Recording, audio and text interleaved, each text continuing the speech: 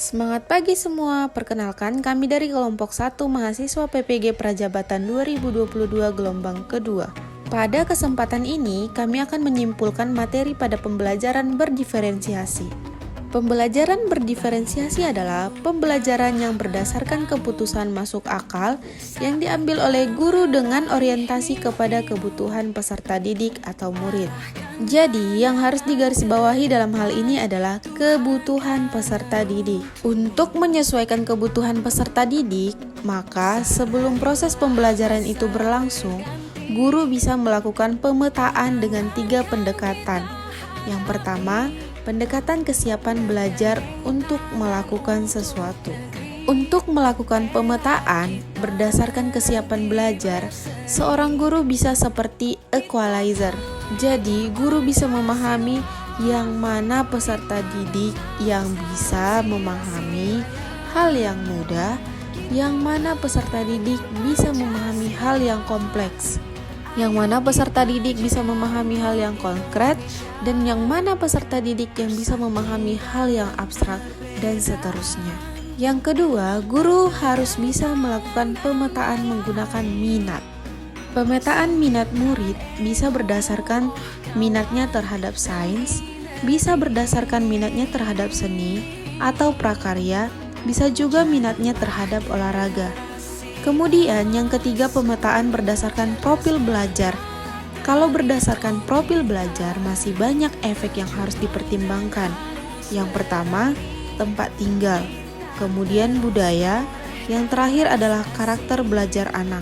Sepanjang pengetahuan kita, karakter belajar anak ada 3. Yang pertama adalah audio, yang kedua adalah visual, dan yang ketiga adalah kinestetik. Oleh karena itu, petakan anak-anak kita yang mana karakter belajarnya. Apakah dengan cara audio, visual, dan yang mana yang kinestetik. Nah, dalam proses pembelajaran tadi, pembelajaran berdiferensiasi, guru bisa menerapkan 3 strategi dalam kesempatan kali ini. Yang pertama adalah pembelajaran berdiferensiasi konten. Yang kedua, pembelajaran berdiferensiasi proses. Dan yang ketiga, pembelajaran berdiferensiasi produk. Lalu, bagaimana pembelajaran berdiferensiasi ini bisa memenuhi kebutuhan murid serta memenuhi hasil belajar siswa? Tentunya setelah kita melakukan pemetaan, maka seorang guru wajib menerapkan strategi yang berbeda, media yang berbeda. Contohnya, setelah diputuskan siswa yang kinestetik sudah ada, siswa yang visual sudah ada, dan siswa yang audio sudah ada, maka media yang dipilih oleh guru tentunya tidak boleh hanya sekedar bacaan. Kalau hanya sekedar bacaan, guru hanya mampu memenuhi anak yang visual, sementara anak yang audio tentu saja tidak terpenuhi. Oleh karena itu, media yang dipilih guru untuk memenuhi ketiganya adalah menggunakan video pembelajaran. Jadi, tidak harus beragam media. Video pembelajaran juga bisa digunakan oleh guru karena dengan video pembelajaran yang ada suaranya dengan gambar-gambar yang menarik, itu bisa digunakan oleh anak visual. Nah, anak visual akan senang dengan gambar-gambar yang menarik dan akan sangat tertarik melihatnya. Kemudian dengan anak yang audio, dengan adanya suara, ada musik, maka dia akan tertarik untuk membaca atau menyimak materi yang ada. Untuk anak yang kinestetik pun, dia butuh bergerak. Videonya kita putar tetap bisa menggerakkan anggota tubuhnya. Jadi pembelajaran berdiferensiasi menjadi salah satu solusi untuk memenuhi kebutuhan belajar anak. Demikian juga berdasarkan minat anak yang olahraga. Kita berikan umpamanya dalam pembelajaran bahasa Indonesia, maka berikanlah teks-teks yang ada kaitannya dengan olahraga, sehingga dia bisa menghubungkan dengan skemata dalam pemikirannya. Demikian juga dengan anak yang suka dengan seni, maka berikanlah teks-teks sesuai dengan kriteria KKM literasi membaca.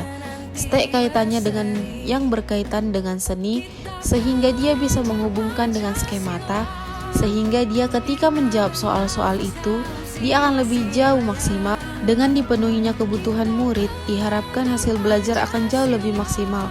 Apalagi ketika kita memetakan anak itu berdasarkan kesiapan belajar. Kita tahu bagaimana anak dengan kemampuan yang rendah yang sedang, dan yang tinggi. Maka berikanlah soal yang beragam. Jangan disamaratakan soal yang memiliki kemampuan tinggi, sedang, dan rendah. Otomatis hasilnya tidak akan pernah sama. Nah, inilah keuntungan kita menggunakan atau menerapkan pembelajaran berdiferensiasi dalam pembelajaran di kelas. Nah, selanjutnya bagaimana hubungan pembelajaran berdiferensiasi dengan materi-materi pada modul-modul sebelumnya? Menurut kami, kaitannya sangat erat, terutama kita kaitkan dengan pemikiran Ki Hajar Dewantara. Dalam pemikiran Ki Hajar Dewantara, proses pembelajaran itu harus memperhatikan kodrat alam. Sebagaimana kita ketahui, kodratnya anak-anak itu adalah bermain, menyenangkan. Karena demikian, di pembelajaran berdiferensiasi memetakan berdasarkan kebutuhan anak. Jadi dipetakan tadi kalau anak tadi memang asalnya dia sudah visual, audio, dan kinestetik, maka petakanlah dan hubungkanlah dengan pembelajaran dan dengan konsep pemikiran Ki Hajar Dewantara. Kemudian kodrat zaman. Saat ini jika guru masih mengajar hanya dengan bermodalkan teks papan tulis, tentu tidak akan efektif karena anak saat ini lebih suka dengan tayangan-tayangan, maka berikanlah tayangan yang menarik kepada anak didik.